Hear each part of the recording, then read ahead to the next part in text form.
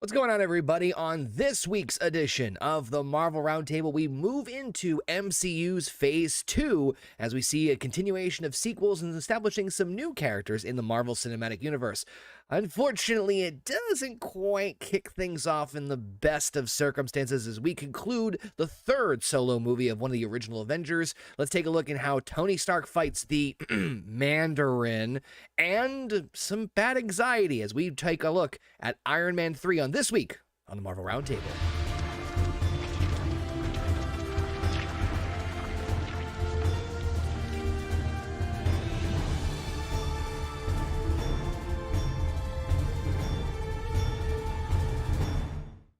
What's going on, everybody? It's yours truly, Conor, here. Welcome back to the Horny Goat YouTube channel, of course, the Horny Goat Podcasting Network. And this, of course, is the Marvel Roundtable, the weekly show where we dive deep into each and every MCU movie and TV show. And, well, needless to say, we are not looking forward to this one for numerous reasons. So this week, of course, we are starting off MCU Phase 2, and we are kicking things off with Iron Man 3, the final movie for Tony Stark and Iron Man in his own solo outings. Of course, you guys know me. I am Conor, the host of this wonderful show, and joined with me is, of course, members of the Horny Goat crew. Of course, we got the power couple themselves, JP and Heather, who look so ecstatic to be talking about this movie. I can't wait to shit on this fucking movie. I'm more excited to shit on this movie than I am to hype it up. And I'm working on about 2.5, maybe 3 hours of sleep. You got this. You got this. Well, we'll try not to well, just rewatch the movie and you'll be fine. So, and of course, we got everyone's favorite bear from upstairs, Canadian Basement. What's up, Basement? Oh, I'm so ready. This is my favorite movie. I feel like when we were looking at like the landscape of things, and you know, we were kind of barreling through all of these movies. This one and maybe the next one, we're kind of like, all right, we're gonna just rip the Band-Aid off and just get rid. I forgot this movie entirely. I can see why. I've watched it. This is my second time watching it. I forgot the first time because I was like, please God, give me a lobotomy.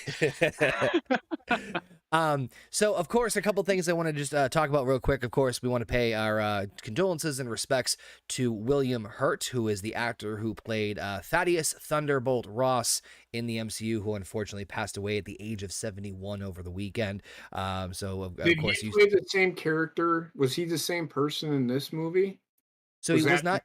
He wasn't in Iron Man 3. However, he was in Incredible Hulk, and then later in the Civil War, and then the Avengers movies at the very end. So continuity. And Black Widow. He was in Black Widow as well. My bitch all the fucking time, but nobody's. Oh, you gotta just suspend disbelief. Shut the fuck up. They patchwork continuity pretty good with the Marvel universe, or when I say they patchwork is exactly what they do.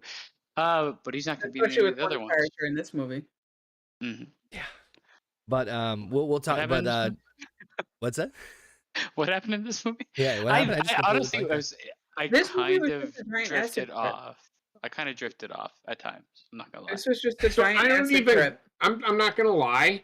I'm not even gonna call this movie Iron Man 3 because it has nothing to do with the suit. Yeah, it's very little. Yeah, but I mean, Tony Stark is Iron Man. They might as well have just called it "I am Tony Stark and I'm a pussy." 3. Yeah. All right. Well, we're gonna deep dive into it. And of course, you guys can listen to us on your favorite podcasting platforms. We're of course on Anchor, Spotify, iHeartRadio, Google, Apple, and everywhere else you want to listen to your favorite podcast. Plus, you can listen to the latest episode of No Bucks Given and check out some of the other cool content we did, including some 2K22 gameplay, as well as the review. Yep, not just a watch along anymore. We're doing full-blown reviews of movies now with Jaws. That was actually a lot of fun to do with JP and Heather and kind of breaking down a horror classic with a shark that you barely see half the time, but still is fucking terrifying. So make sure you go check that out. That was honestly a lot of good times, a lot of fun with that one. But so I think we don't need to really ask the question generally amongst everybody here on the roundtable of what they thought of this movie. I think they pretty much kind of already gave you an idea of how they feel about this. That being said, I did want to make one quick little note, talking about the pre-production stuff. It's not a lot. So, following the release of Iron Man 2, conflict between Paramount Pictures, which had distribution rights to certain Marvel properties, and Walt Disney Company, concluded timing and the distribution, or clouded the timing and distribution arrangement of a possible third Iron Man movie. So Disney at this point does own Marvel Studios, but Paramount was still kind of fighting them a little bit just because of the fact that they still had a deal in place as far as distribution. So that's why you see the wonderful Paramount logo. And unfortunately, Iron Man 1 and 2 director Jon Favreau, although he is still playing Happy Hogan in this movie, is not directing Iron Man 3, and Jesus Christ does it fucking show. So we'll see how things play out on that one. Fucking but mess. Yeah, so it's a bit of a mess. But we're gonna talk about we're gonna talk about all the depths and the fun stuff of this one. But Fun fact. Yes. This movie actually, I think it scores either the same or close to the same as the original Iron Man on IMDb. It scores Really? better than Iron Man 2. So that's gonna be. Well, that's the thing, is that we're gonna get into this, and one of the big questions I can't wait to ask the end of the round table is, which movie was better, Iron Man 2 or Iron Man 3? I think I know the answer, but we'll save the answers. Of course, you guys in the chat can let us know as well, who is joining us live here on YouTube. Of course, we got Tim, Alpha, and the real Cody joining us in the chat as well. So with pre-production stuff out of the way, I think it's time to rip the Band-Aid off, and let's just kind of... In America. What? Cody, the fucking spelling killed me. Right next to I am Captain America here. All right, let's go ahead and rip this Band-Aid off and get through Iron Man 3. So beginning of the movie is, well, it's not really the beginning, but essentially throughout the entire film we hear Tony Stark narrating certain parts. Why does he sound dead? Right? So the narrating part, like, I kind of like a little bit, because obviously everything starts off with a flashback, but like not every part of the movie is narrated, and it's more just like, I would understand if it was a beginning and the end, but like he narrates like middle part. It's just weird. It's a weird thing. Start But with I'm blue, da dee dee da dee da dee da da da da dee da da da. Yeah, who loves that? So we do see hate Tony. that song. That is one song I fucking hate. So we're off to a good start with JP. Because you're not blue? Yep. Oh. So we see a flashback to 1999 on New Year's Eve, where it's going into the year 2000, where Stark meets an eccentric and physically disabled Aldrich Killian, who promotes his new company, Advanced Idea Mechanics, also known as AIM. This is a bit of a big Easter egg, because AIM has more of a prominent role in in Marvel Comics, as far as like another major tech company that kind of sometimes rivals Stark Industries, but for the sake of the MCU, they couldn't even get that one right. But the point is that we get to see him establish, like seeing Aldrich Killian at this convention in Switzerland. But that's not the only person that we saw that evening. We also saw Jensen from the first Iron Man movie. That's literally the only reference. He just says hi to him and then just moves right along. So cute Easter egg moment. Okay. It's weird that he's involved. Is it not? What, Jensen? Who's Yeah. Jensen? He was the guy who helped him build the dude. suit in the first one. Yeah. But I thought he was just like some In the cave. rando in the first one. Wait, whoa. Okay. Yeah. He's blowing your mind. Yep. Here we go. Continuity. Why is he at like a black tie affair in We're already 5 Belgium minutes or into the whatever? review and we already broke JP. Go ahead.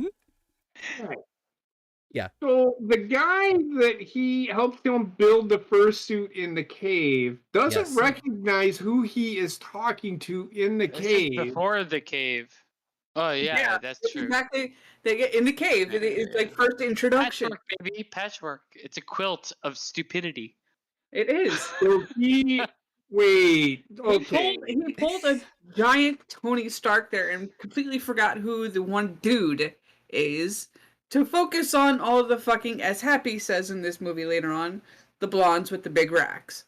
Right. It makes sense. Okay, so he is Iron Man already. We're all wired. Well, The no, opening No, scene this is a is flashback to 1999. 1999 that takes place before the events of Iron Man 1 and everything that we've seen so far. Right, which is my point.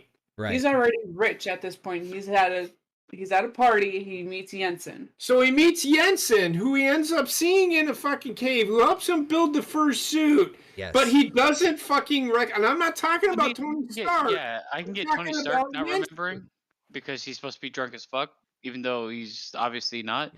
And Jensen is like, what, like, did he get his mind wiped by MIB? Yeah.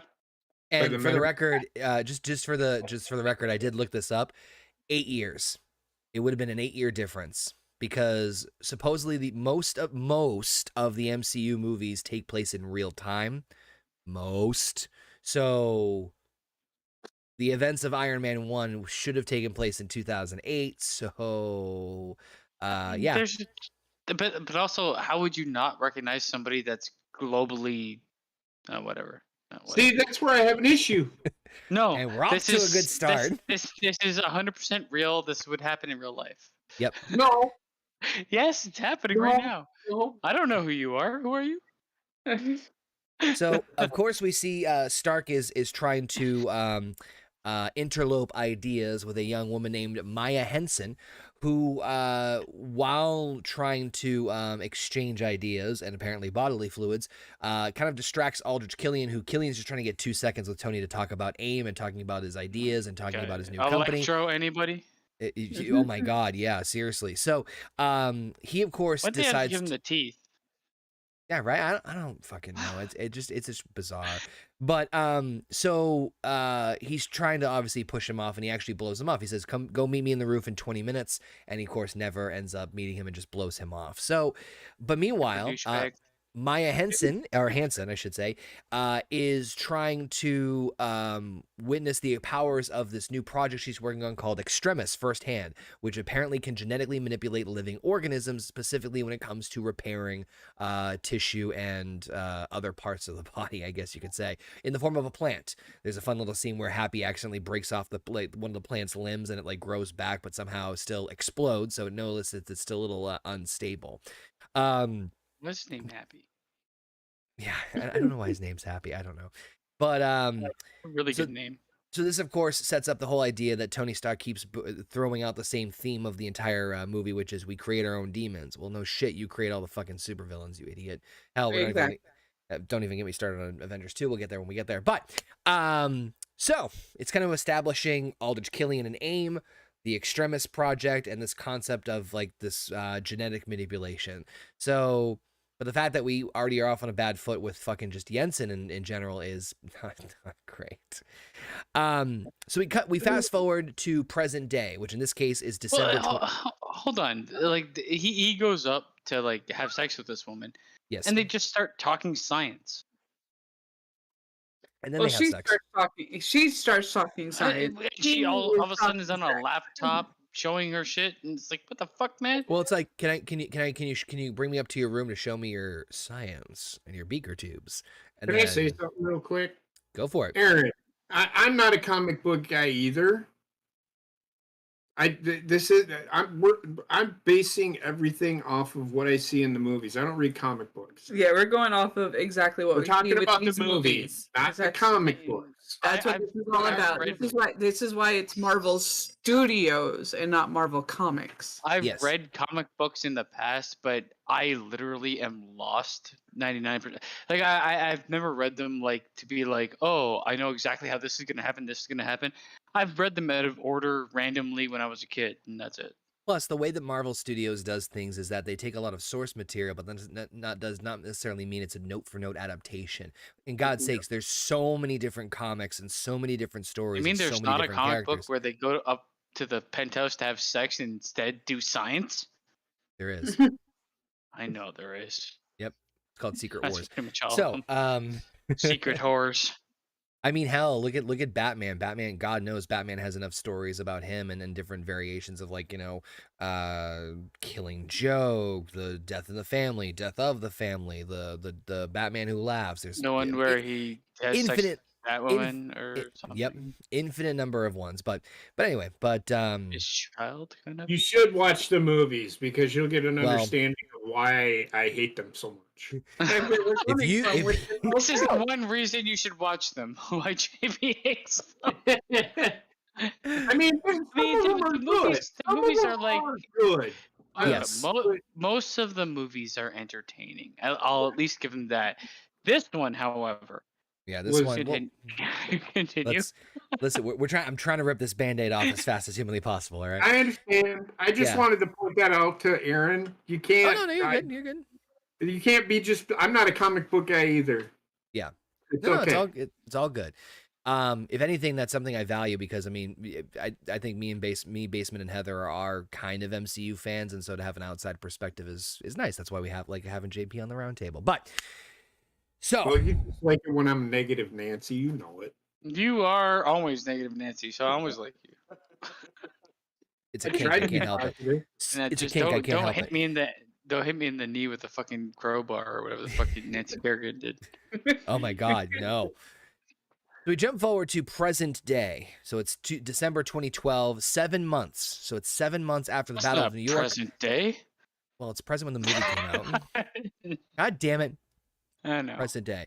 It's December Hate myself. 2012, 7 months following the Battle of New York. Tony has spent all of his time building literally dozens of new Iron Man suits. Oh god, I hate this plot point. We see him working on Mark 42, which is the latest invention, where he is basically able to inject nanites into his body in order to remote control summon, almost like via Bluetooth, different pieces of the Iron Man suit in order to form one whole new suit. All while He dancing to a basically creates. mashup. All while dancing to a mashup of Jackson Family's "I Want You Back" and Jingle Bells. Here's the thing: if he Yep. can basically create a drone version of Iron Man, why would he ever revert to being in the suit? Well, they explore that a little bit more in the future, but I get where, we Well, can't. they just like blatantly yeah. say it's weaker somehow. I don't know. Yeah, no, I get your point on that one. I mean, maybe he thinks that he needs to be the one to do it, and I mean, yeah, again, he's obviously not in his clear state of mind either. He hasn't slept in at least 3 days at the time of this scene. He hasn't slept in 3 days. They don't portray it properly. Any of this, because you haven't slept in 3 days. You're not gonna like. He's just like himself in the beginning of the movie. He looks jiggy though. I mean, yeah, I get your point though. I Like, can see. you haven't slept in 3 days. You're gonna be fucking wild, man. But true. He's acting like he's hopped up on cocaine through Yeah. this. And But- people who haven't slept for 3 days, I mean, hell, only 3 hours of sleep, and I just want to crawl on the floor and fall asleep right now. Yeah. I mean, even the longest I've been up for is not 3 days, but it's at least 2.5. And I was like Dead. randomly leaving A zombie. consciousness. Yeah. So it's not the same. I can honestly say I have stayed awake for 3 days, and you don't act like he acts. Right.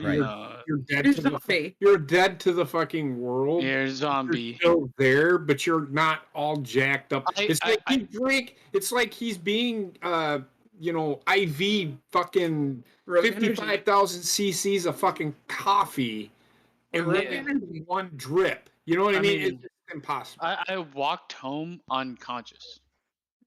I've done that. So like I didn't know I wasn't there, but I walked home. But yeah, like I mean, whatever.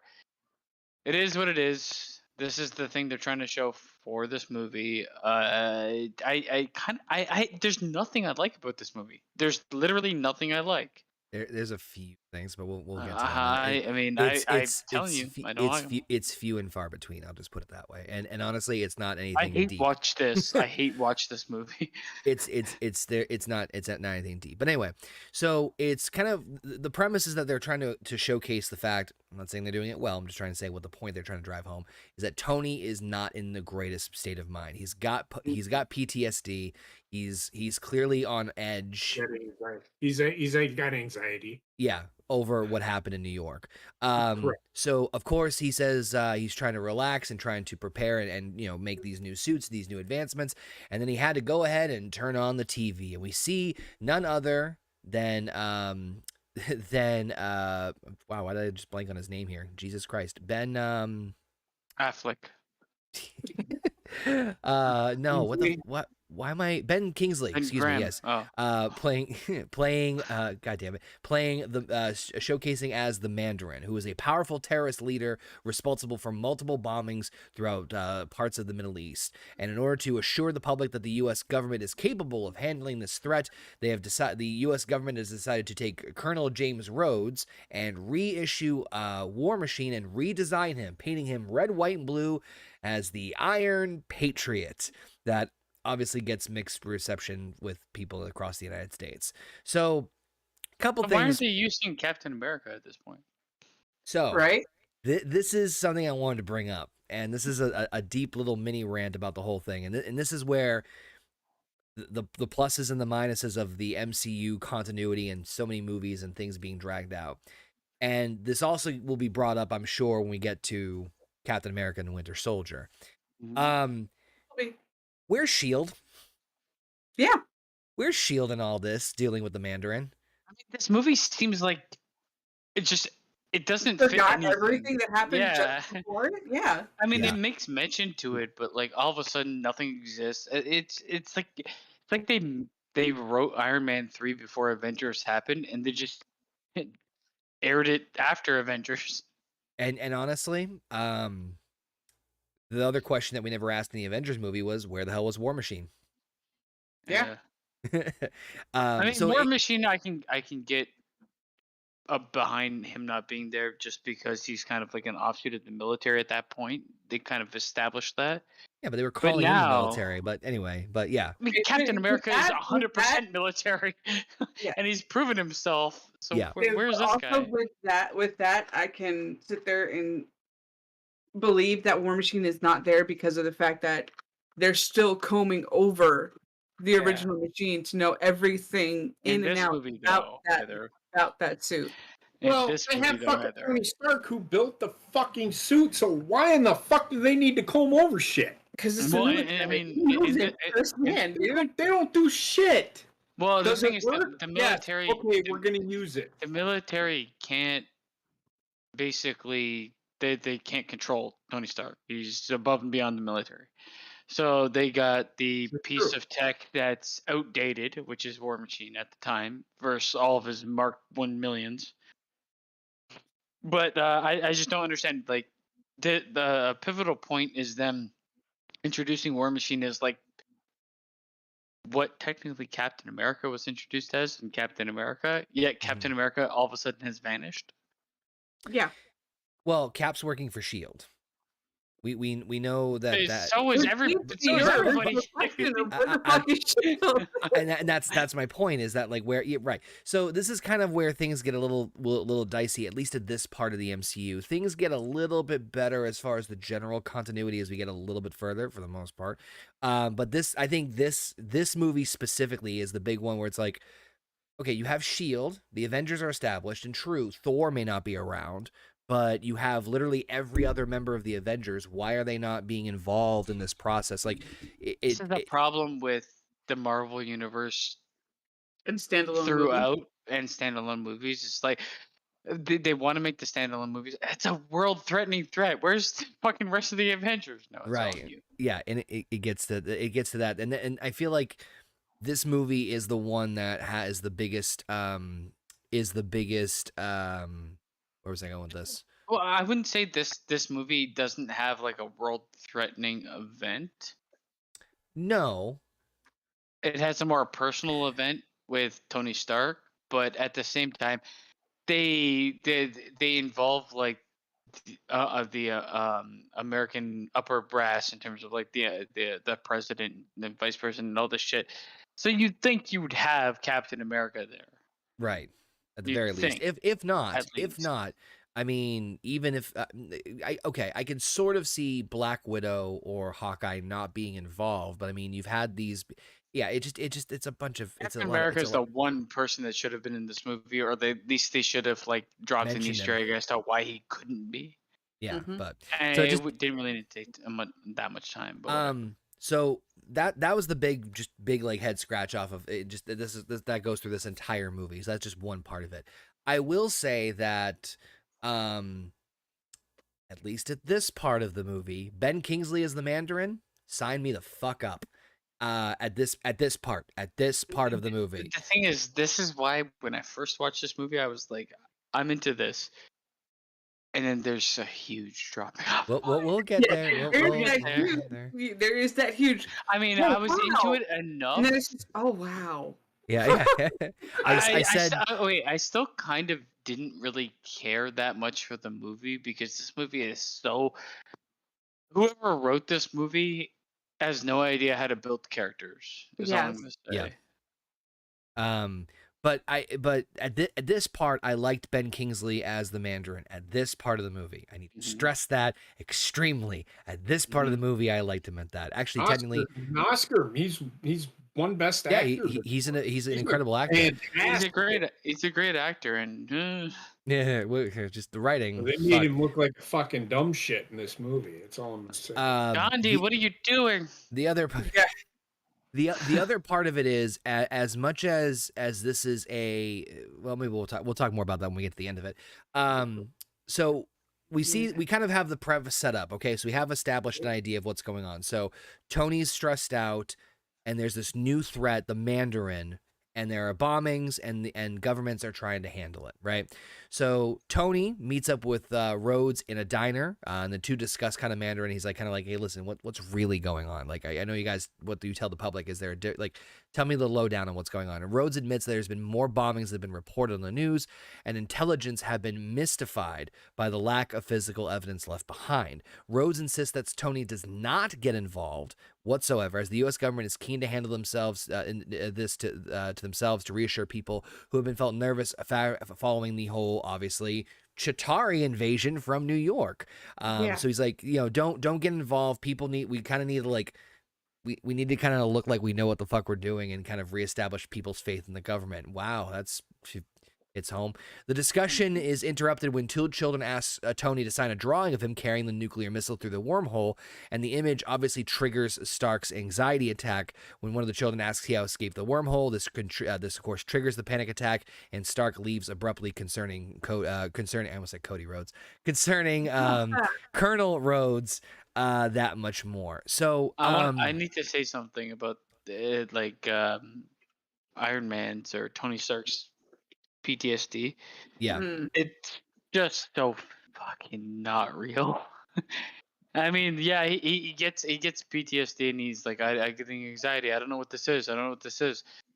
I get that, but like, I don't. More often than not, it's played off as like way A too joke? forced. a joke, which is My fucking thing like is, Oh, well, definitely weird more if so. you're gonna use that as a plot point.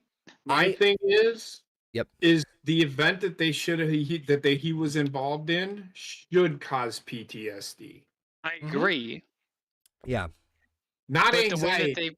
the way that they portrayed it was like you're getting an anxiety attack instead of like I wish they delved deeper into the fact that he is not a soldier and he had been forced to be one, and it's fucked up his psyche. But like realistically, Not only soldiers aren't the only ones that get PTSD. Anybody can get PTSD. no, I get that, but He's like saying because he was made a soldier in the moment. because he wow. was turned from a philanthropist or Well- fucking warmonger or all the upper class versions of never being boots on the floor to being boots on the floor.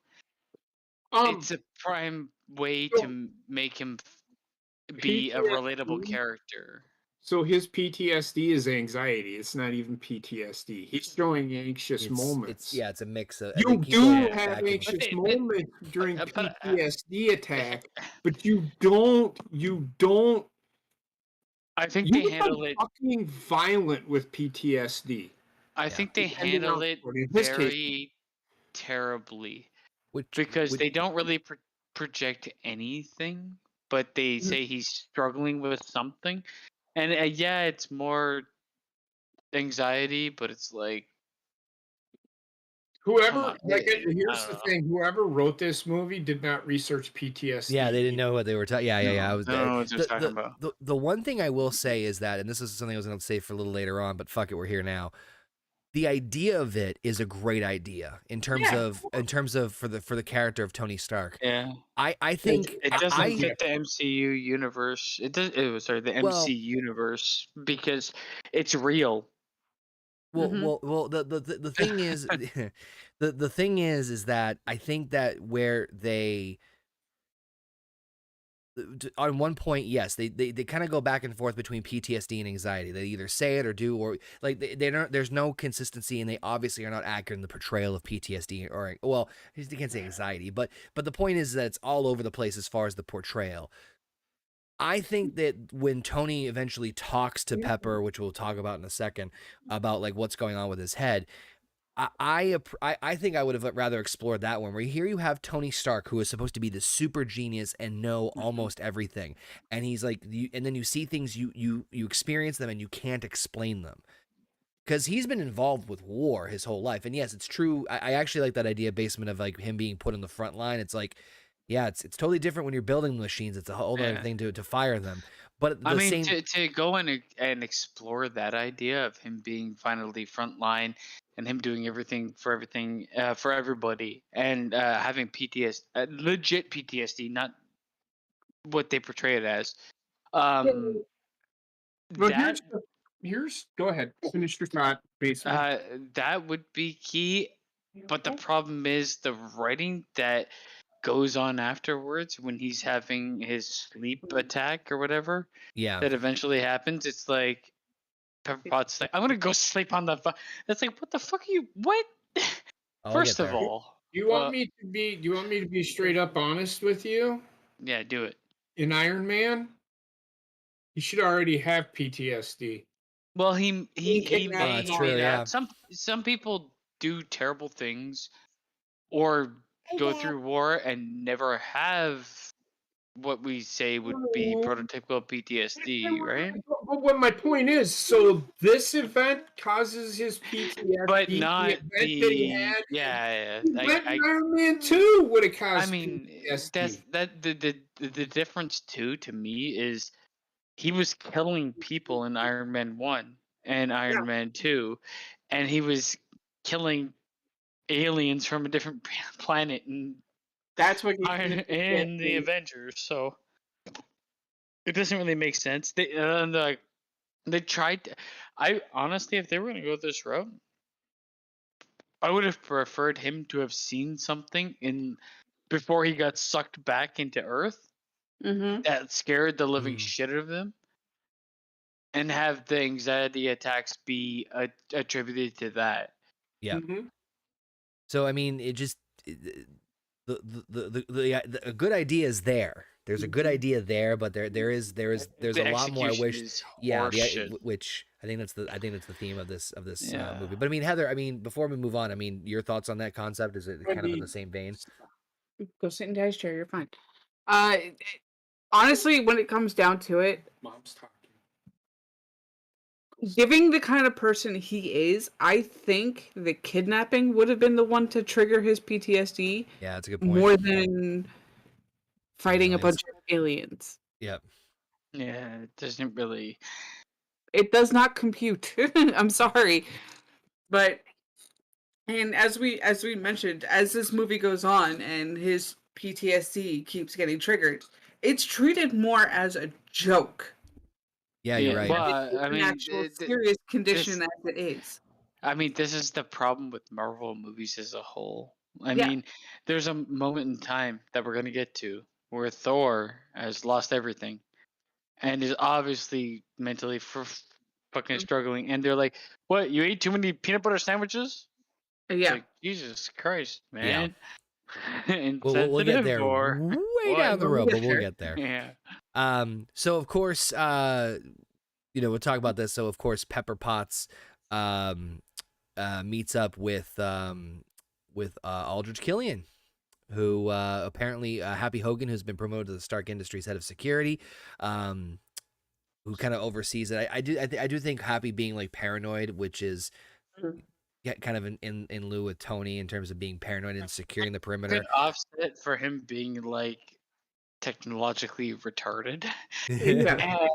and also being like the guy that's looking out for everything. He's the head of I- security.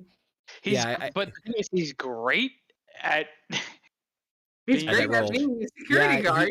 Yeah. Yeah, he's great at like being. What am I looking at? The perceptive, forehead of but he's security? terrible at everything else that his job actually requires. So at this point, Aldrich Killian meets up with Pepper Potts, and she kind of rolls her eyes. And of course, Aldrich Killian looks fantastic. The inspiration for her candle. This was like super creepy, man. This guy was super like. Yeah, it was a little intense. He's like, hey, let me show you my brain, girl. Right. He's showing your First, big I'm gonna brain. touch all Big brain. parts of your body, and like he literally did everything in his power to be like, I'm around you, while grabbing Yeah. things. Control Like, really everything creepy. you and just honk, you know. So at this point, This guy was like super rapey, yeah, very kind of. So of course, which is good for the character, I guess, if you want to hate him. yeah, it kind of it intensifies it. So the idea is that he's saying that he is now working on extremis, excuse me, with his new company, with his company AIM. So yeah, I know, tomato. And the concept is that he's trying to rewrite the genetics of human DNA. So kind of what we saw at the beginning with the plant, but he's looking to make it with human applications and wanted to partner up with Stark Industries in order to help with mass production on a much bigger scale. Which Life beat in my brain, girl. remember that little pinpoint there, just for a reference point. So, but anyway, I'm telling you, during this moment, Pepper Potts is like soaking her her pants? underwear. He's like, this is a life feed in my brain. Let me just wait, the scene's getting do intense. Cirque du Let me Soleil around you. let me light this Pinch vagina my candle. Pinch my arm. Now suck my penis. We'll light the vagina candle. She's You like, see why how is the it getting so red? hippocampus explodes? Why is everything getting so red? So of course, Pepper comes home and finds Tony there in the suit, but yet not. So it's showcasing that Tony now has the ability to remotely pilot the suits on their own with nobody in them whatsoever. You think they were actually like alluding to Tony becoming a somewhat like very mild version of Dr. Manhattan I think so. What do you mean? in terms of like there but not there? Oh, Uh, I don't know. I think that they were trying to play around with the idea because in the comics, Tony and Iron Man were two separate people, at least at first. In some of so he almost like a secret identity. So Tony was like, "Oh, Iron Man's my bodyguard. Yeah. Nobody knows who he is." So I thought that was kind of a little nod wink to that, but at the same time, given the way this movie goes, I have no fucking clue what this movie wanted to do. If anything, this is probably just to kind of illustrate a plot point that could have happened later on. But it was there's a distance between us even though we love each other. And you can't get away from your work. Why can't you get away from work? Because I'm fucked up, bitch, mentally. so he explains to Pepper what's going on, saying he's a mess, saying he hasn't slept in a while, and saying that he's getting all this craziness going on because of what happened with the events from the first Avengers movie, where he can't explain certain things. When did the scene happen where he like was it the beginning of the movie where he like called on his suit to attach it to himself in all different ways? Yeah, it was right in the beginning. Oh, when he's Testing. doing the test run? Yeah. Yeah, it was the Yeah, very in the beginning. beginning. I fucking hated that shit. I It's love like, how of you're course, for comedic purposes, it hits his penis. So yeah. anything, not the face. Yeah. Oh my god, fucking eat my dick. So I hated that shit. he tries to get a good night's sleep with Pepper, but unfortunately he somehow calls the suit in his sleep that almost attacks Pepper, which I'm starting like, is he clairvoyant or some shit? Like, Well, what is for- Yeah, I would say- how it works is it's basically attached itself to his subconscious, and whatever But he was how? dreaming called in the suit, and the suit mistook Pepper Potts as the one. At least with Killian, I was about to say Killian Dane. At least with Killian, oh my god, how many times I he's almost said- like live action right here. At least they say like why there's Mhm. a connection mentally with what he's showing. What in this moment? I can't Yeah, grasp it. It doesn't make any logical sense. it, The And then fact that like he her injected himself. reaction makes less sense because Thank you. she's So like, that's what I was about to get at. So he tells the suit to power down. And by the way, the fact that the Iron Man suit can be dismantled by just him going like this, yeah, um, why is he like a fucking sword wielder? It's like James mm, Bond. no, I But the hated fact it. that the I suit hated can, the fact that the fact that the suit can be taken down by that, because I don't see. I mean, Anyway, why is that to cancel? It's so- Oh, this it's movie. another This stupid is thing this that is like a destroys step. the suit later on in the movie too. So This is the this stepping one's not a stone. winner. This suit This is not a no, winner. no. This is So the stepping stone to retardville. Pepper gets upset, says, "Go tinker with that. I'm gonna go sleep downstairs," which that makes no sense because she literally like forgave him, accepted him, and just I really don't like this movie. Okay, where does her actions make any sense in this movie? This None. specifically makes no sense whatsoever. Instead of being like, "Oh, I'm obviously witnessing I was gonna, my husband or I, boyfriend or whatever they are going through like some night terrors," and then the suit shows up and she's like, "Oh, he's dealing with PTSD. You know what? yeah, Fuck you." I was about to be like, I can't explain. Women, am I right, Heather? Like, Don't trust anything that bleeds for 7 days and doesn't die. I also agree with that oh my statement. god. So anyway, so Happy gets very suspicious of Aldrich Killian, and surprisingly, I think, Oh, okay, wait. Can I say something for a second? yeah, Aldrich Killian's like right hand man. Yes. Super sleazeball. What a fucking what is he? Hooligan from England. Yeah. Like all I'm reminded of is like my soccer team lost. Time to turn into fireball. I hated the guy. I hated the casting. I hated everything about it. James He's Badge not. Dale, who's the actor. But in what ways is he intimidating? He looks like a fucking penis. He looks like somebody who just got released from fucking juvie. He looks like Yeah, a guy yeah. that is in like whatever the developmental league is for soccer. Mm-hmm. Yeah, and I actually, honestly, yeah, he doesn't look threatening or intimidating, but at the same time, He doesn't even act threatening or intimidating. I hated his character, to be the honest. coffee moment where he's like, "Hey," I hate this movie. Anyway, so Happy gets suspicious of Happy gets blown the fuck up. Yep, he Yes. gets suspicious of Killian's bodyguard, Eric Savin, and investigates him at the Chinese theater. But when he witnesses Jack Taggart unexpectedly, spontaneously combust, it destroys the Chinese theater and puts Hogan into the LA Mercy Hospital. Savin escapes mysteriously regenerating from his injury. So this is kind of obviously the signs of starting to see what the fuck is going on here. But what is going on here? So here's the part that was very weird. So instantly, right after this happens, we see a commercial cut to a U.S. feed interrupted by the Mandarin, who basically takes credit for the attack, saying that he's looking to teach the U.S. president a lesson. So obviously, they're trying to make an immediate connection that what's ever going on with this like people exploding thing, extremists. And it's all tied to the Mandarin. We just don't know the exact specifics of how. But Hogan should be dead. He should be dead.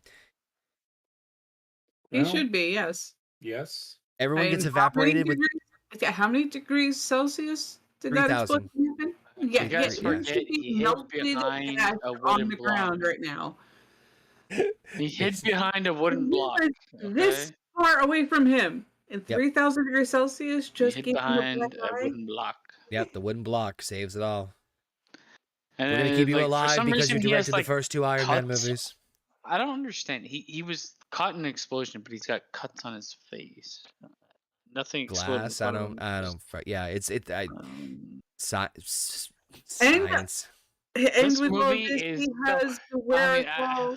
this He movie has is so the wherewithal to sit there and fall down with his finger pointing in the direction it needs to be pointed in. Have we gotten to the point where there's a kid involved? So anybody that wants to come in to the chat and say suspension of disbelief can go fuck themselves because there is nothing to The only disbelieve. thing I'm This is suspending an is how much I fucking unbelievable. hate this movie. They're human beings. They're human fucking beings. Happy is a human fucking being. They should all be dead. Yeah, and then he gets all fucked up, and he goes to the hospital, and he's gone. So he's out. Yep. He's For the not rest- dead because nobody can die, No, but, but he'll be back. You Tony, should know it. Tony, I hate this part coming up. I hate the most. I hate I most of this hate movie, but I hate this all part. of this movie. To be honest, I fucking hated this movie. This is like I can't get beyond how much I hated this fucking movie. We're only in the first third base, but we got to keep going. Oh my god, I'm just shooting myself. Oh, there we go. Listen, we're ripping the Band-Aid off here. So Tony leaves the hospital after visiting Happy Hogan, of course, surrounded by He's like, I'm reporters. gonna tell you my address because Yep. I'm a dumb cunt. How did? Well, I mean, in the end, everybody would know your address anyway, so who gives a shit? Oh my god, this leads to the stupidest moment in the movie. But anyways, It does. So he, of course, Stark in a furious moment says, I've just decided you're instantly dead. If you have any problems with that, here's my address. Gives his address, and ends throws up that guy's phone, and he's like, "Bill me." kill me. Yep. Like, well, why would you throw his phone? You could just give it back to him since everybody else is recording. He goes home and starts to investigate what happened with the attack and trying to make connections of what's been going on with the Mandarin attacks, and also noticing that the Chinese theater thing isn't really quite matching up, and noticing that it has to do with something with military people, because there was a set of military dog tags that were left at the scene of the Chinese theater. So he somehow surmises to narrow down the different instances of spikes of 3,000 degrees in the U.S. that were not Mandarin attacks, to try and investigate exactly what the hell has been going on. So I don't know how the hell he got a hold of crime scene information like that in much detail, but The Iron Man. whatever. It's Shield, Tony Stark. He hacked the system. right? So he finds out that there was another spike of a bombing going off, or something similar to that, in Rose Hill, Tennessee. To get a pinpoint. And then, of course, I will admit I laughed at the part where we see what's her name come back. We see the return of Maya Hansen, who shows up unexpectedly at Tony's door. She pulls up and you hear ding dong. He's like, "We're still at ding dong. We're supposed to be on total lockdown. I threatened a terrorist, guys. Come on." I have to admit, I did chuckle at that line a little bit. It was funny, but There's a couple like clever one-liners, but the movie just killed me. Listen, I'm trying to find any sort of remnants of joy in this movie. So all right, so just sue me. So she makes an appearance at the house as Pepper's trying to leave, and Tony's like, "No, we got this. Everything's totally fine." Which, yeah, sure. And then as she's trying to explain why she is there, Tony's house is attacked. Oh my god! Don't even. Let me just get through this, and then we'll pick this part apart.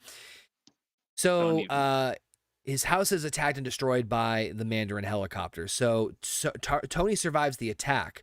After we see like all sorts of explosions, so many missiles. The new Mark 42, the one that he's able to call instantly, he throws onto Pepper Potts in order to save her first, gets her out, gets the suit on himself, but finds out, hey, it's not combat ready. But there's 3 helicopters total. He's able to take out the first 2, but the third one, unfortunately, he was able to not defeat, as he's able to, as the house basically collapses off of the shoreline, or off of the cliffside, into the water below. Great visual, I'll say that much at least.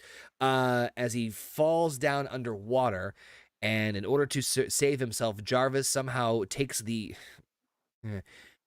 hand off of one part of the Iron Man suit to spin around to pull Tony up out of the pinned debris, and eventually have him and fly out onto a unknown destination, with the world presuming that he is dead. Okay, so this is the moment in this movie that this basically ruined it for me entirely. I hated everything that happened. He's like the slow-mo of fucking Pepper Potts getting the Iron Man suit. I hated it.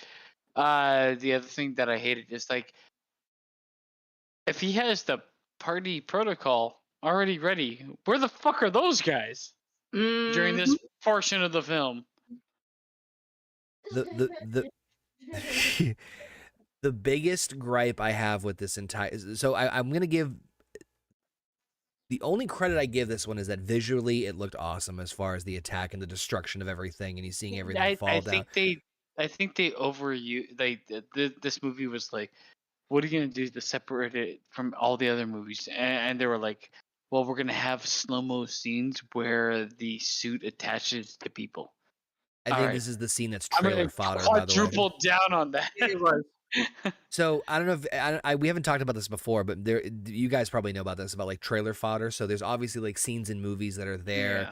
I feel like more than anything to fluff up the trailer so people can get hyped for the movie. I mean, visually it looked good for the time that it came out. No, it still looks good now enough, but like, I mean, there was weird parts in this where like Tony Stark isn't in his suit and like a piece of rock falls down on his shoulder and just disintegrates and he has no reaction to it. I'm like, that's not a person at all. I would ask JP's opinion on the scene, but I think the look on his face kind of says it all. Yeah, but also this scene, everybody's dead, 100%. On the like, why in the fuck is this one woman in there and she's like, hey guys, should we care about this torpedo that's inside of us right now? Like, holy. This movie is so bad. It's This movie on so many levels. Should be dead. Nobody survived. Stop with the suspension of disbelief. But like, here's the thing. He protected Pepper Potts. Yep. Why is he fine? He should be dead. He should be dead. He should be dead. It makes no. It makes no. Like, this movie makes no sense. So I have more so the questions of how the fuck he got away with firing the goddamn torpedoes and attacking the house. Not even just. Why are there Tony not 3 having helicopters attacking somebody on American soil? There's helicopters surrounding his house. That's how they find out about this. It makes no sense. Nothing. So you mean this whole movie makes no sense because it's like if we don't answer it, it doesn't exist. The part that just baffles me is that like, Man, like even if you like, there's just I can't. This is where the movie I can't waste the time on this. This is where the movie becomes retarded and stays retarded. Like, It does. honestly, this is like that moment when I was watching this movie and I see all these like CGI effects going off and a literal big rock crumbling off of Tony Stark and he's like, whatever. I'm like, oh, okay, well, now it's just it's going to go bad. And then he shoots a fucking what is it, piano at somebody. I don't know. Yeah, he just I can't waste the time on trying to pick apart the scene so because bad. there's so many questions about this that should not make any sense. But anyway, so why does he not use his 1 trillion other Iron Man suits he has? That is my same question. This is like a huge All the other logical suits that are gap. there, all the other suits that are there are under the same autonomous protocol. Mm-hmm. Yep. The party protocol. Yep. Why doesn't he just and if them? They're all weaponized. I was about to say, and on top of that, if anyone's like, oh well, he had to get to the suits to put them on, bull to the shit, because we notice at the very end of this movie that's not the fucking case. Yeah. He can call them and remotely go. It's a monstrous plot hole because they never revisit. It's not like you had to activate them or anything. No. In terms of like revisiting the facility. It's just like that's what that is. He told Jarvis party time, and they showed up. Mm-hmm. Visually, it looked cruel. It looked cool, but if you try to think about it for more than 20 seconds, your blood will come shooting out of your head. Anyway, moving on. We see him wake up mid-flight as he is crashing down into Rose Hill, Tennessee, as Tony obviously forgot what the fuck happened. Because that's okay. I know we joke about the whole phrase "should be dead, should be dead, should be dead." 100% dead. For me, the one scene, if there was any other scene that would have killed him, in my opinion, it would have been this part right here, where he's crashing in the suit in Rose Hill, Tennessee. And the suit has 0 power. It's like, how are you like? Yeah, okay. So say the power of the suit keeps you alive somehow, even though your body is basically a brain inside a skull, jiggling around constantly. But This anyway, is just bullshit. so anyway, he crashes in Rose Hill, Tennessee, confused as to why he was there at first, but then figures out that's why he put the plan in there. But apparently Stark's Oh my experimental God, armor don't does even not get have me started on the kid. does not have enough sufficient power to return to California, but the world believes that Tony Stark to be dead as the Mandarin starts issuing more threats of violence. But unfortunately, after How is landing, he dragging around Iron Man suit? That shit is not weighing 2 pounds. No. No. And he just But fucking crash he landed literally, from and 3,000 not only feet. does he drag it around, he like positions it to make it look cool, which angered the fuck out of me. He's like on the like the phone talking to Pepper, but like Iron Man suit's like knee up and shit in the background. It's like, what the fuck? I think So- that so- was his sarcasm. And he's like, yeah, you need to look more cool. Puts his arm there. I'm like, that shit should weigh like 1,000 pounds. First of all. So Tony, the suit's powered down. Jarvis is not able to help him out, so Tony is essentially on his own. But he does use the fact that the world thinks he's dead to use to advantage to hopefully look to investigations on more of these Mandarin attacks. I know. He drags the suit and is able to contact Pepper via a payphone. Fucking hell. Didn't think those even still existed. And is able to send her a message through the Stark private server, basically letting her know that, listen, I'm alive.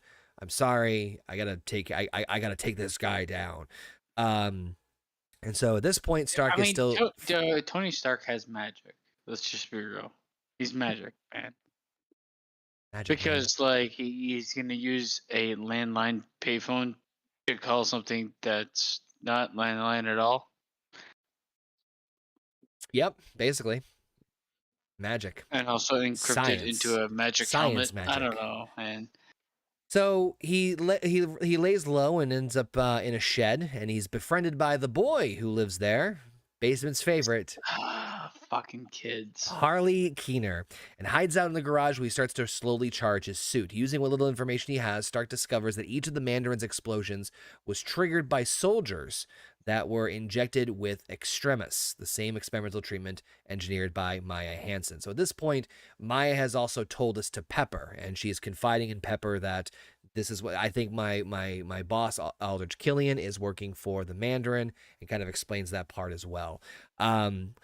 So Tony's kind of trying to research exactly what the hell's going on, and even looks into the bombing that took place in that town of Rose Hill, Tennessee, trying to get an idea of what's going on, while the kid is just triggering his PTSD/anxiety/ whatever the fuck problems that Tony has to try and get over it, but not really not really working out so well.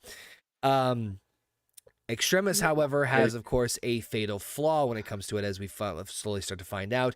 In the event a user is unable to regulate their internal body temperature, they will start to gain heat at an exponential rate and explode. So at this point, Tony, and this is the part I don't understand, somehow stumbles onto trying to find the mother of the soldier that was exploded. And when he finds her in a bar in Rose Hill, Tennessee, she is anticipating someone to surrender the information about her son to, kind of trying to cover it up in essence. When she puts 2 and 2 together and says, "You're not the person I was waiting here for," that's when we see Ellen Brandt show up, who is the female redhead soldier there to cover things up. I do love that this is probably in a rare moment of actual competence. We see that the sheriff's like, "What the fuck's going on here?" as she was trying to arrest Tony Stark, and he's like, "We're not good here. Like, what the fuck is going on?" I could just look at Basement's face, and I completely agree with this whole part. So anyway, long story. The sheriff sitting in the fucking bar getting shit faced with a gun in his pocket Because it's While on Tennessee. shift. I hate this movie. Nothing makes sense. It's all stupid as shit. So Ellen Brandt and Eric Savin show up, and of course, Tony's handcuffed, and we see this like crazy chase / fight sequence. Oh my god. He's able to fight off Ellen Brandt. He sets fire to a building that explodes her, and even though Eric Savin has set a water, I hate reading these sentences, set a water tower on fire using his thermal abilities. Like, okay, hold on. I don't understand the powers of these firebenders. I really don't. Yeah, they can control fire, but for some reason, it's way more than that. You're setting a metal water tower on fire. Yep. But like, I mean, we go on to see things that don't make sense in terms of like, we already have. I control We already fire. have. So like, Throw an arm back. first of all, if you can walk through fire, if you're filled with fire, and you get exploded by fire, Yep. how are you dead? Fire. Well, that's your life force. Vita rays. The answer is always Vita rays. This movie is such fucking It's- shit, it's- and this like it's- segue into like rural America. He's like, "Hey kid, hey, what happened to your dad?" He's like, "He went to get smoked 7 years ago and never came back." It's like, why am I still watching this movie? That kid killed me in the movie. This whole fucking, there's a half an hour like dip in this movie Yep. that makes it so much worse. This to me was Because it adds nothing. This to me was the low point of the movie. I'm just gonna be flat out honest. And I mean, the that's, low point that's of the saying movie was from something. start to finish. To be honest, I mean, that's saying something. But for me, if we're talking low of the lows, this was the low point for me, I mean, in my this is opinion. really low. Yeah. So he I'm fights gonna, off. I'm gonna go fucking take a piss, but I can still hear you. Better? Okay. So at this point, he fights off Ellen Brandt. He kills her. Eric Savin, he thinks he kills, but he's able to at least. And again, these powers are never explained. He's able to fight him off. We do see him recover, but he's able to escape while being able to steal Savin's car. Nice. Yeah. This to me is just. Stop. Stop hitting me. So further investigation into the Mandarin, Tony realizes that all the soldiers were once members of AIM, Advanced Idea Mechanics, Aldrich Killian's company. Stark was able to deduce that Killian had updated Extremis and distributed the program to the Mandarin for his terror attacks, or at least that's what he's putting together. Hansen confirms with Pepper that Killian is working, that she's working with him, and she believes that he is working for the Mandarin in an attempt to have Stark fix Extremis's flaws. However, unbeknownst to them, I almost said Killian Dane too. Aldrich Killian arrives and kidnaps Pepper Potts after learning that Hansen visited Stark prior to the attack on his mansion. So at this point, things are starting to kind of come together. I say kind of coming together as far as this. So on one hand, Tony's like, okay, so these explosions were from soldiers that Aldrich Killian was experimenting Extremis on, and now he's working in using it for the Mandarin attacks. Okay. And Hansen tells this to Pepper Potts because she thinks that Tony has the ability to fix the issues with Extremis, with, the people going kaboom. With Keener's help, Stark traces the Mandarin to Miami, where he infiltrates the Mandarin's headquarters with a variety of homemade weapons. Oh, God. Hold on. Let me back up a little bit more on this. So let me just back up. Macaulay Culkin shit. So there's a couple things with this. None of it makes sense. Yes. So it's revealed later on that during the night of passion, somehow Tony Stark was able to crack the code of Extremis and has the ability to fix it, essentially. You know what this reminds me of? When Tony Stark name tag, yeah. Yeah, when Tony Stark actually created time travel in 10 seconds. Oh, we'll get to that. Oh, we'll get to that. God, I hate this movie with so much of my soul. So I watched it and like halfway through, I'm like, my mind was like, can we stop, please, God? So while this is going on, Tony is able to trace down the Mandarin's signal to Miami as far as where he's broadcasting stuff. And here when he tries to get the suit booted up, the kid goes, "It's not powering up," and he has another attack. And why is the kid part of this? I fucking hate it. I don't know. I hate this whole movie. I hate everything about this movie, to be honest. I haven't noticed. So we'll have to take a survey if this was worse than Dream Warriors. So yes, that's my answer immediately. So nothing makes sense. At this point, he's like, "Oh," she's like, "Well, he's like, you're a mechanic, so just build things." And Tony Stark Home Depots himself a variety of different weapons, which I'll be honest, I'm not a mechanic or an engineer, but a lot of these weapons I don't think should have fucking worked. He had a garden glove that like electric shock therapy. So I don't know. This is the part I also get confused about Killian Dane's plan. And yes, I purposely call him Killian Dane on this one. Mm-hmm. So while this is going on,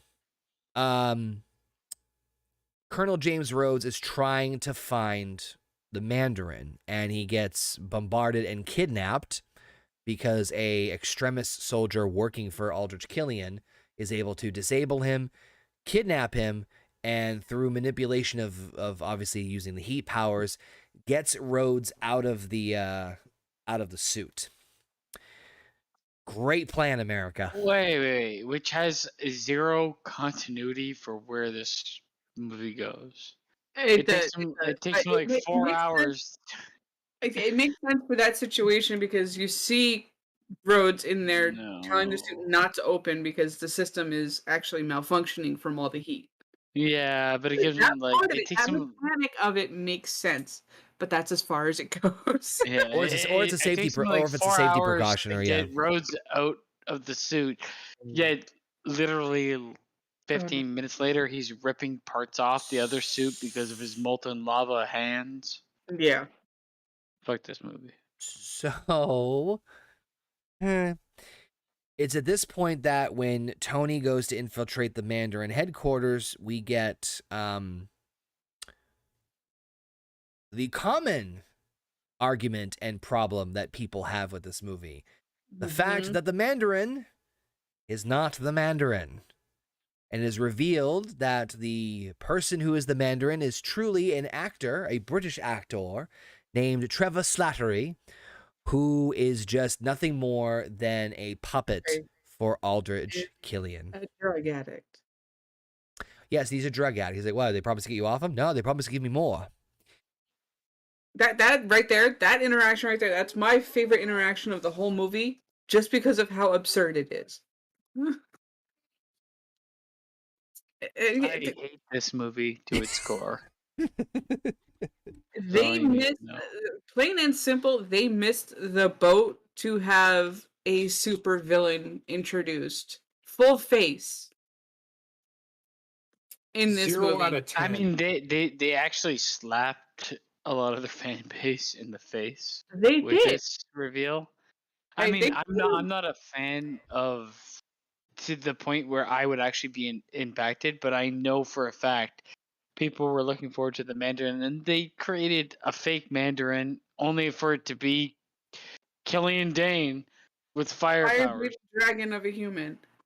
It's just like it's so stupid. It's so It stupid. is. They very easily could be Killian the one following the orders of the Mandarin. This movie is legit absolute shit. I also want to say, like, at what point in time did fucking Rhodey dip himself in like baby oil? The guy is wet as shit during half of this. Well, I mean, he was in the heated suit, but yeah, you're right. It just, I don't know. The guy's body is glistening. Anyway, so at did this you point, also catch the Johnny Cage appearance in this movie? Johnny Cage? Yeah. No. Mortal Kombat? He's in this movie. He is in this movie. Oh, You're going to have to watch it again to get it. No!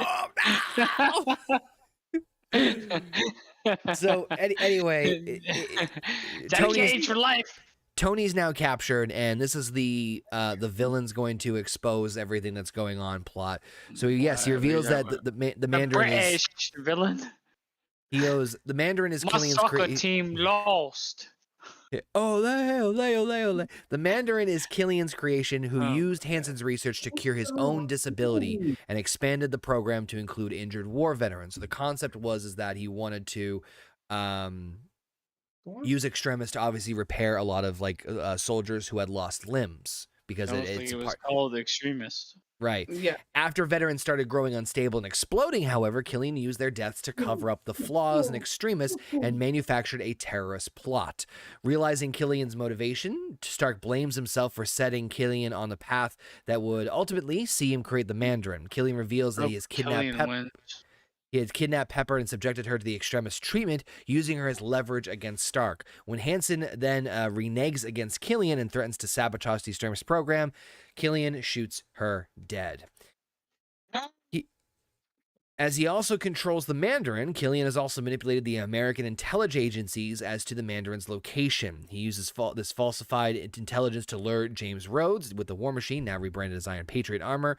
And Stark is... Good. You got it in you. You guys are doing great. I'm fascinating everything for me in this because I'm fascinating of fucking news. All right. I'm not gonna lie. All right. Okay. I need a minute here. Okay. You got this. You got the Jesus in your butthole. So.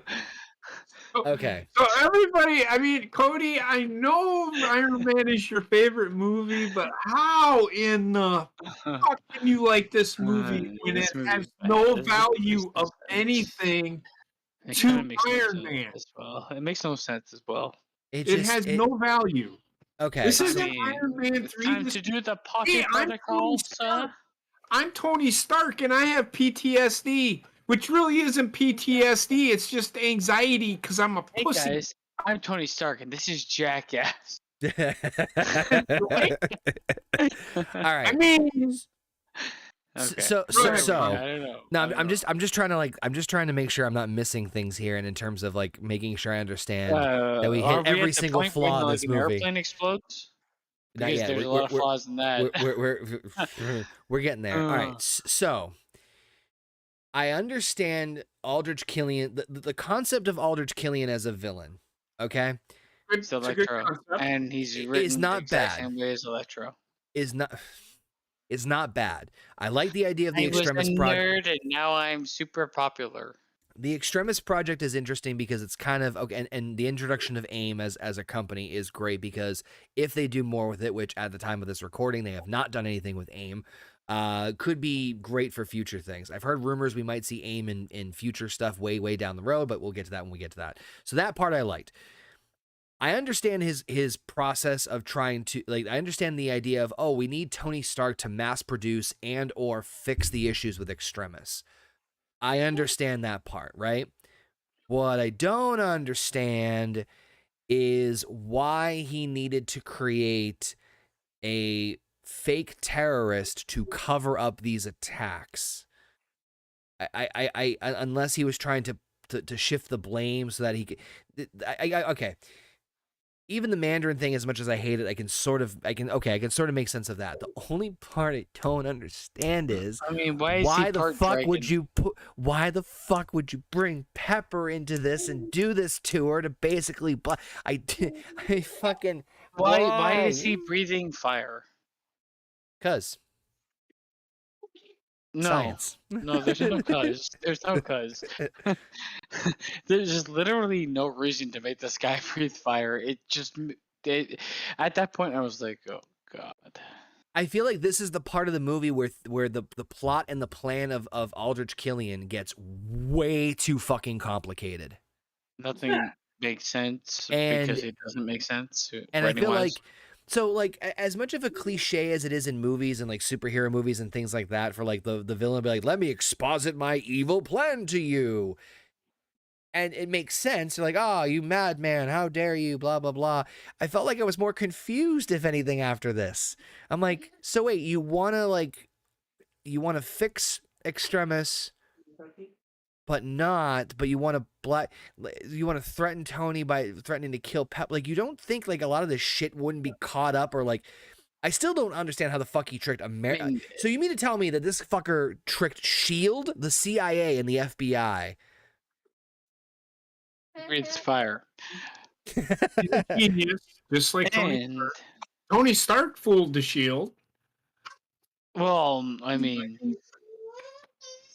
True, S.H.I.E.L.D. is an idiot. So I mean, I don't know. I mean, I'll give you that one, but I don't know. I just there's a lot that with him that just seems a little iffy. But anyway, the thing that pissed me off the most about this movie is the way that they utilized drink every time you hear his basement. Say that first. This is why we tell you not to jump when you have food. Tony Stark's suit. In what regards? In terms of like, I'm gonna stand here and it's gonna attach to me, but I'm also gonna do like weird like actions when it gets attached to me. I hate that. I hated the way they utilized the suit in this. 800 miles away. Like, he's like, and now, and now, and now, and now, and it's just like plot convenience. Massive. So of course, at this point, God damn it, Eric, was his name? Yeah, fuck this movie. Eric, I think this is the worst Marvel movie. Eric 7 then takes possession of the Iron Patriot suit and meets up with the U.S. President on Air Force One. You look at that, Mr. President. No. Yeah, we'll get there. And he takes control of the Iron Patriot suits and gets onto Air Force One and attacks President Matthew Ellis on board and everybody else on board, which for reasons he's trying to kill the president. I don't know why. He didn't kill the president. He basically does a body swap and puts the president into the Iron Patriot suit and sends it away. So why is he trying? What does the president have to do with this? We'll get there. There is a small plot point which they just shove in there for reasons I don't understand, but I'll explain in a minute why the president was involved, because I didn't get it at first, and then they showed a couple things. I'm like, okay, that's. I know that, because I was just gonna say, because the vice president Is in cahoots. in cahoots. Correct. So Tony's able to escape after he's able to call the Mark 42, beat up all the guards, while Rhodes is also able to escape at the same time, just using, his skills. They meet up and they shiny skin.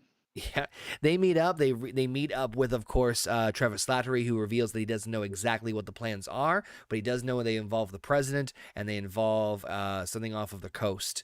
And so they take his boat and they start to go after. They go after the Iron Patriot suit, which they're able to track down and hack and figure out that it's aboard Air Force One. They do warn the vice president, which is the part I was about to make to JP, that there might be an attack on the president on Air Force One, and the vice president basically says everything's fine and completely ignores it, revealing that his daughter lost a limb. So alluding to the idea, even though they don't outright say it, they basically allude to the fact that the vice president is in cahoots with this, so that way either he can be assisted or help fund or whatever the deal is. So long story short, he's in bed with Aldrich Killian. At this point, Tony is able to make it on board to Air Force One, kills Eric 7. Finally, walk away from that, you son of a bitch. But a bomb goes off, sucking out all the other passengers on board Air Force One. Stark is able to save all 18 passengers and crews from their deaths, but Ellis, of course, the president, is still captured by Aldrich Killian in the Iron Patriot suit. So thing was so fucking fake and terrible. It's like, you remember fucking monkeys in a barrel? Let's do that. It's like, all those visually cool, pretty fun scene. I hated it. Why? I hated it because it made no sense. Common theme of this movie. Oh my god! And then, like, at the end when he's like bringing them in, they look like they're fucking. They're the cheerleader fucking segment. They're all like triangles. It's like a pyramid. they're all yeah, dead. human period. Yeah. They're all dead. He So threw when them in the you water. free fall But like also, that, well, but in all reality, when you free fall like that and you're free falling at that rate of speed, Mm. you're done. there's momentum, Yeah. and momentum just doesn't get canceled by a different momentum. But I will say the most fucked up part for me was when he like left them in the water. They weren't Assuming they even all could swim. treading. They weren't even treading water. They were just like, yeah. If you watch it, it's like whatever they put like some sort of like plastic shit under the under the water so they could just all flop around because they were all fine. It's like no, that Yeah, makes of no course. sense. But anyway, so at this point What's movie? they follow the Iron Patriot suit to the container terminal, where it's revealed that Aldrich Killian intends on killing President Ellis on live television as another Mandarin attacked, so that way it solidifies the Mandarin's issues and also gets the vice president up to becoming the president and hopefully gets everything resolved, because that makes sense. Movie is horse shit. It's a pile of horse shit. I could shit on a platter and give it to you, and you'd be like, "Is this Iron Man 3 or is it better?" Well, you know it's better. So, Vice President Rodriguez will assume control of the country following Killian's orders in exchange for a sample of the extremis to cure his daughter's disability. With the Mandarin, the president, under his control, Killian will be able to manipulate global What you events for said, his own. I don't even remember being part of the movie. What, the vice president's daughter? Yeah, I don't remember that. So Some disabled girl? when Tony and Rhodes are on their way, right? They're like on the boat. They're like we have to call the vice president. They're like, we're calling the vice president because there's a chance the president's in danger. He's like, I got, totally. I'll get jets there in 50 seconds. And then he hangs up the phone and someone's like, everything's okay. He's like, everything's fine, never better. And then he goes over and walks in and kisses his daughter on the head, and the camera pans down. Right. Yeah, so it's alluded to, right? I remember that. So Stark and Rhodes infiltrate the container terminal, with Stark going to save Potts and Rhodes is going to save the president. Okay, And, why don't they? Why doesn't he have a suit right now? Well, so the reason is because when he was doing the suit from the save of from the people on Air Force One, the second he turns around, the suit then crashes into a semi truck, and all the pieces go out, showcasing that Tony was actually never in the suit, but he was remote controlling it. So he's about to enact party protocol where he has 20,000 suits, Right, but he's going to go into battle without a suit at all. Well, it takes time.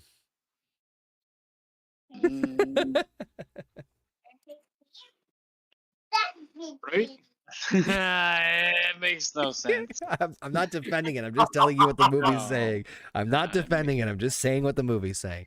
So at this point, this is why I hate this movie. At this point, this is when the party protocol is enacted, and Tony is able to call in, literally, with the exception, I think, of the first 5, every suit he has ever made. You couldn't have taken 5 minutes before we infiltrated to do this shit so we had suits?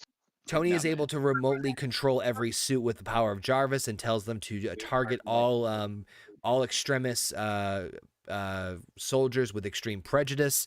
And then we see the all-out insane brawl that goes on with all the suits and the various soldiers that have the extremis in them. It's terrible. It's a fucking cluster. Here, can you explain to me what extremis actually does? Because it seems like it turns them into fire people. It's supposed to Fire repair. people and helps them rebuild their body structure. So why are they molten lava? It's part of the side effect. What? It's part of the side effect of it. That's the opposite of repairing lost limbs. Becoming molten lava? Yeah. Just like in nature. You know what? You got me. You got me. There's the scene where Killian Dean gets his limb cut off, and he just throws it back. I think this is why I hated this movie too, because they didn't explain exactly what these people even had. It was like, well, they can do this, they can do that. Hey, they can do everything. Well, they said he explained kind of towards the beginning of the movie that like the idea is that there is the ability to manipulate genetic code in humans, and then if we were able to do that, we could repair lost limbs. And so that was the original intention So why behind does he breathe Extremis. fire? So one of the side effects is that they have to regulate their body temperature, and why he's able to breathe fire, I have no effing idea.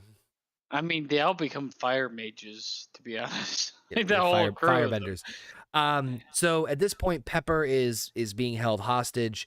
So while all the brawling is going on and all forth, Rhodes is able to save the president, take possession back of the Iron Patriot suit, and get the president the hell out of Dodge. I'm just wrapping that part up, just get the over done with.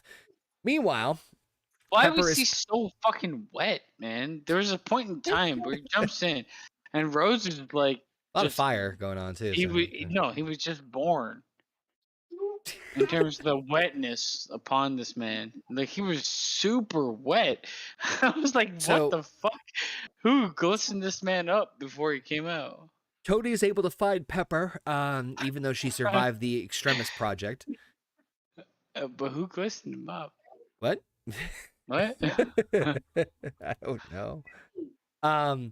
So he's able to somewhat rescue Pepper, but then after some back and forth dealings and all these fights and everything, Pepper does fall 200 feet to her apparent death.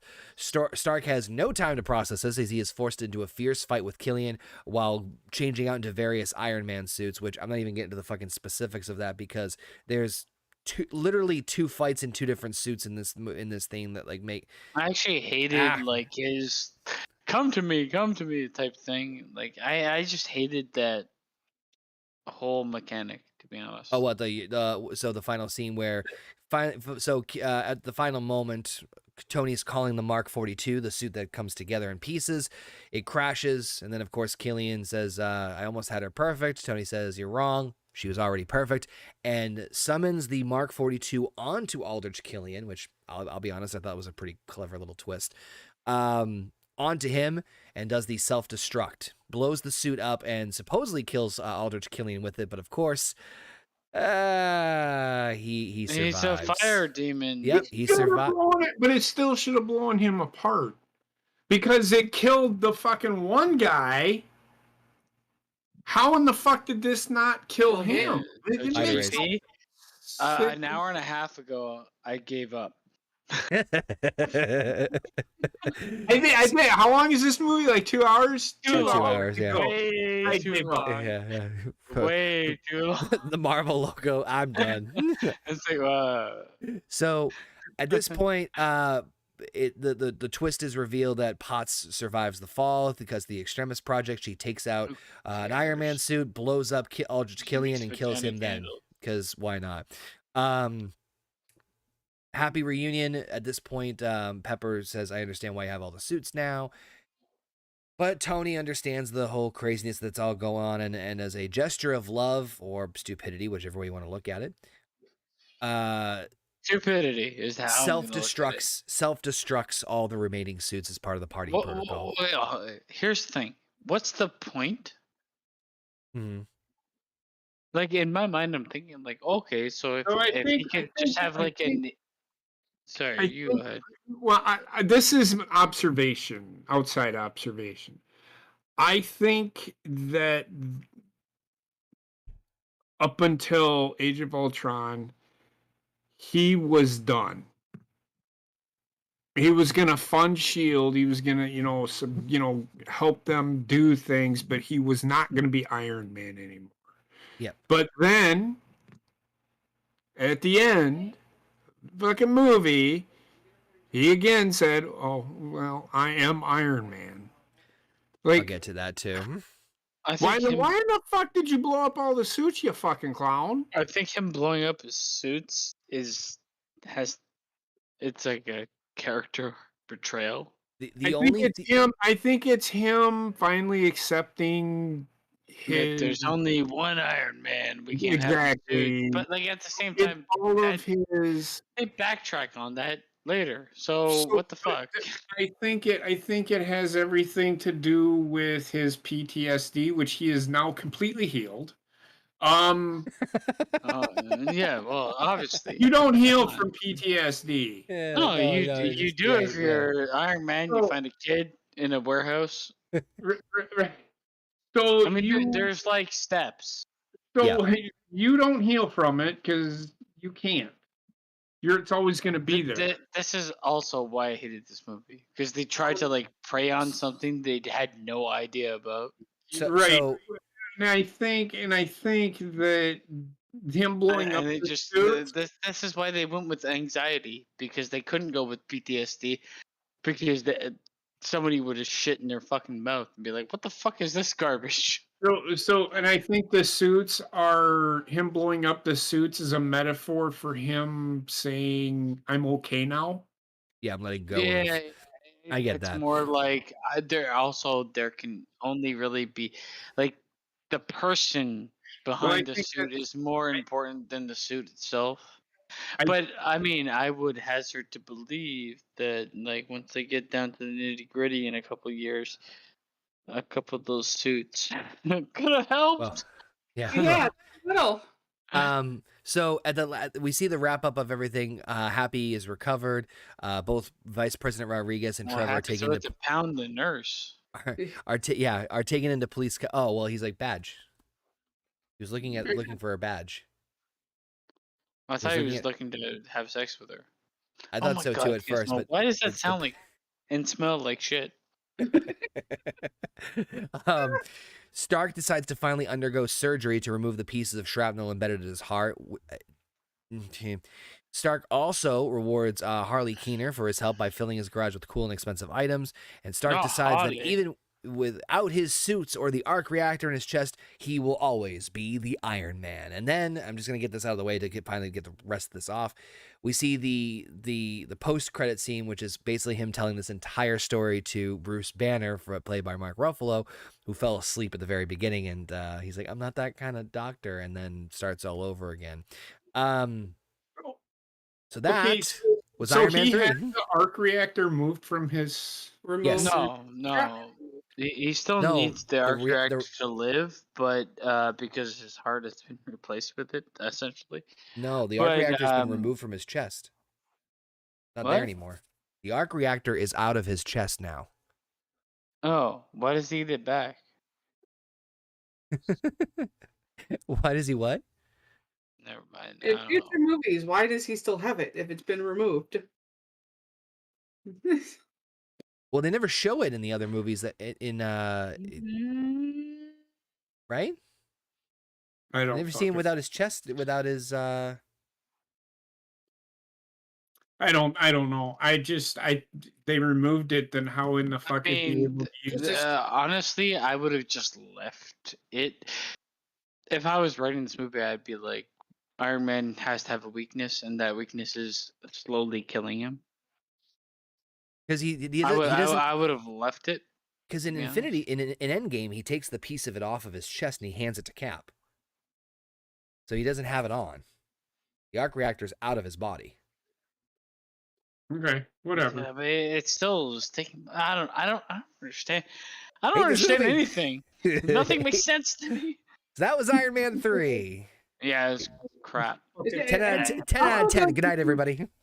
It also goes into the fact of he could have had this surgery to remove that shrapnel at any fucking point. It's just another fucking Like Iron Man 1 and Iron Man 3, but he physically chose not to. Even after in Iron Man 2, he was getting poisoned by said arc reactor. Now, if he does, go ahead.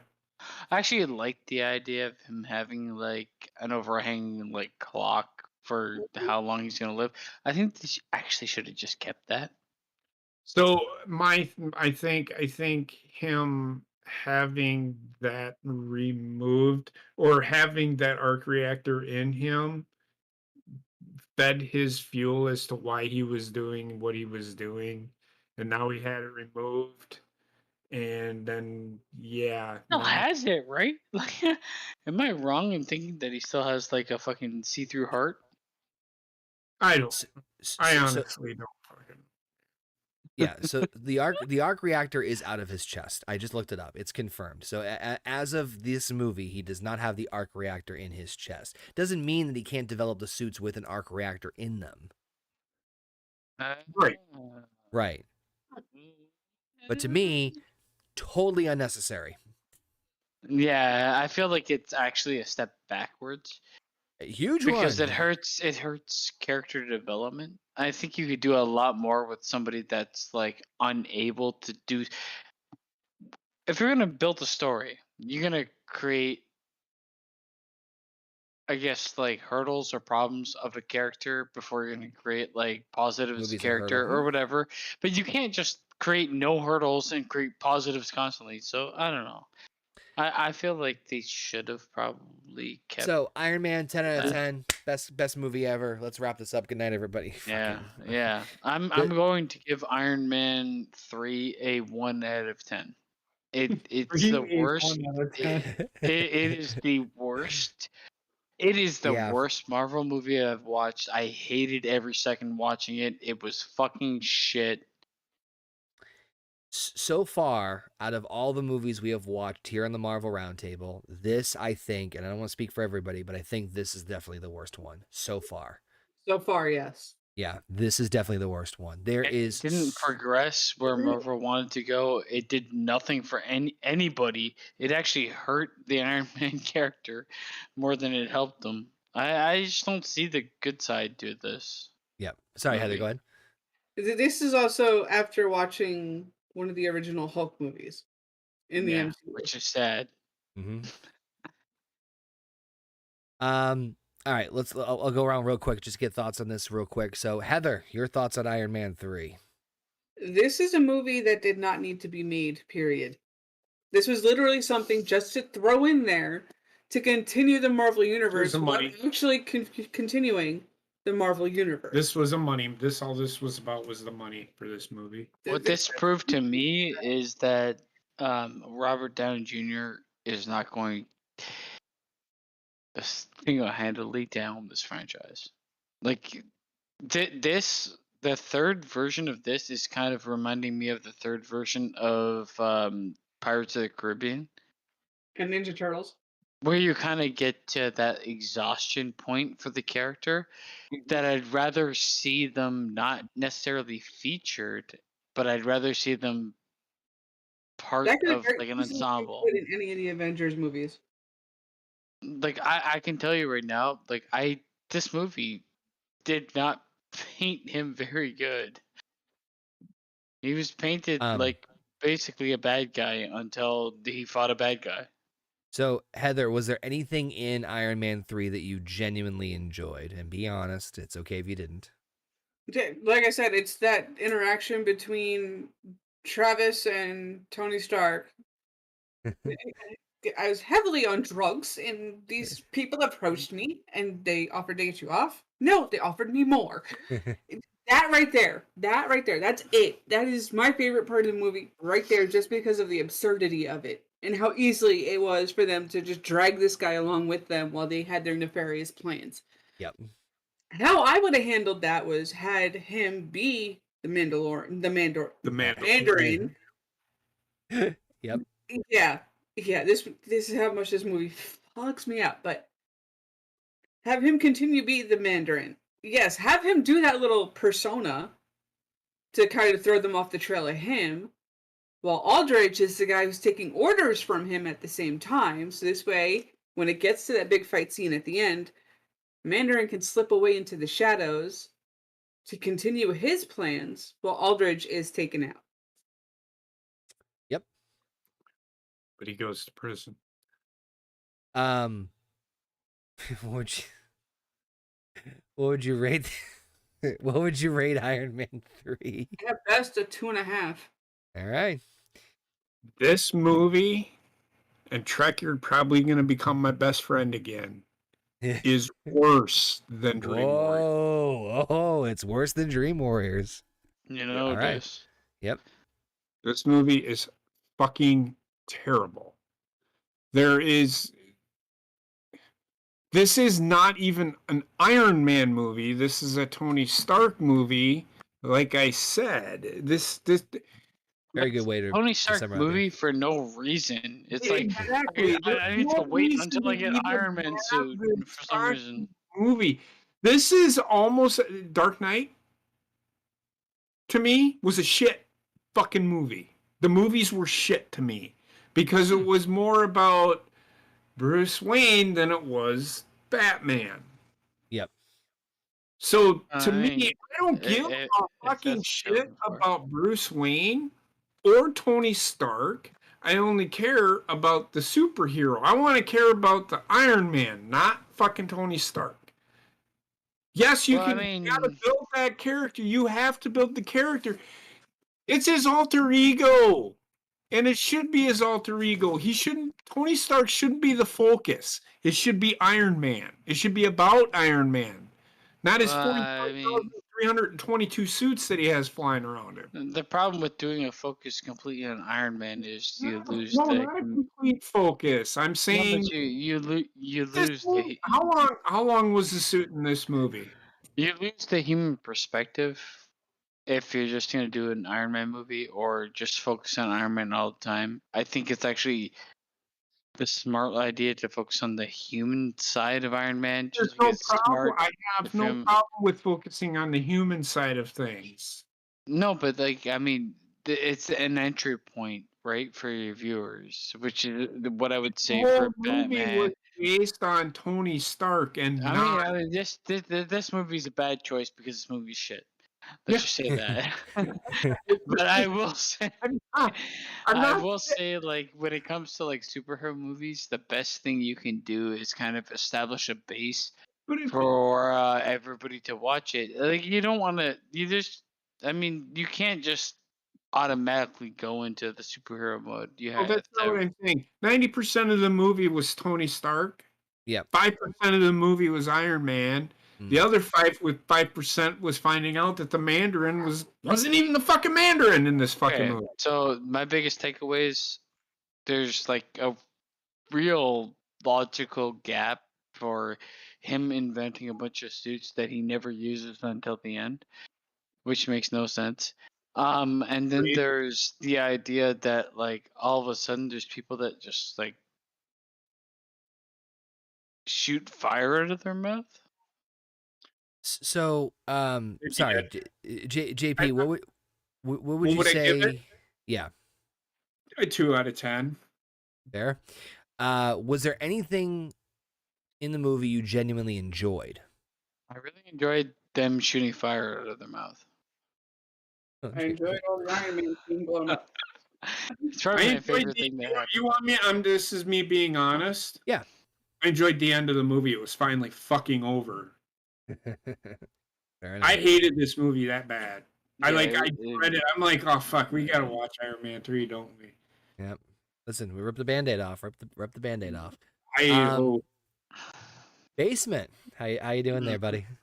I mean, it's definitely one of the worst movies that I would say a lot of people like. I'm gonna go. That I don't like. I just don't like. I don't feel like it does anything for any character. I feel like they tried to like it's like over. This was where like Marvel couldn't like fully rely on themselves. Yeah. So they tried to pull in the we're gonna have a fucking kid and we're gonna have like this movie was all over the place, to be honest. So it's funny, and I don't mean to interrupt you, but the funny thing is that like we the biggest complaint about Iron Man 2 that we had was that there was too much going on and they were kind of going in different directions with things. Here, I feel like it was almost the polar opposite, where it was too many things. There are some really intriguing ideas and concepts in this movie, but the execution on almost, if not every single one of them, is garbage. Like, I think the Mandarin thing was obviously a big thing for fans because one, the Mandarin is is in the comics considered to be Iron Man's biggest enemy. Even if you take away the whole powers of the rings and everything like that and make him more of a terrorist, the Mandarin was supposed to be Iron Man's like the Joker to his Batman. And so to have this be pulled out, like the rug being pulled out underneath us, in a lot of ways didn't need to happen, and it pissed off obviously a lot of the hardcore fans. But even if you take that away, they're trying to do too many things in too many different directions that I just think really. I think they had, oh man, what if we did this? What if we tried that? What if we tried this? What if we tried that?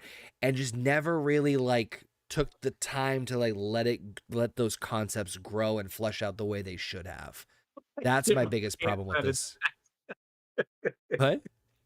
Just from Basement Foot in the chat, I shit my pants out of 10. Is that what your rating's gonna be? I hate this movie. This actually is my most hated fucking Marvel movie. Period. I watched it. I was dying. In general, I was dying watching. So this is a general bad fucking movie. So the big four movies that are usually the most hated in the MCU is this one. Ironically, the next one that we're about to go watch, go figure. I can actually watch that one though. Right. No, I know. I know. JP's a fan of it. I believe. What's the other two? I know Captain Marvel's another one, but I can't remember the fourth one. Ultron, but anyway, maybe. Maybe the Ultron. reason why people hate Captain Marvel, a lot of people hate Captain Marvel is because she's an SJW fucking. We'll get to that. We'll get to that. I one in love phase 3, her already. Pronouns, pal. So, I mean, I love. But basement, like a 1 out of 10, 2 out of 10. Them.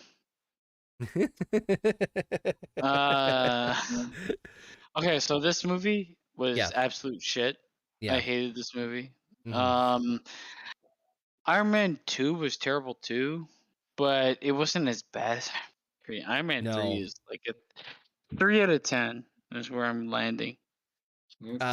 Was there anything you genuinely enjoyed about the movie? I mean, obviously you're gonna have Iron Man.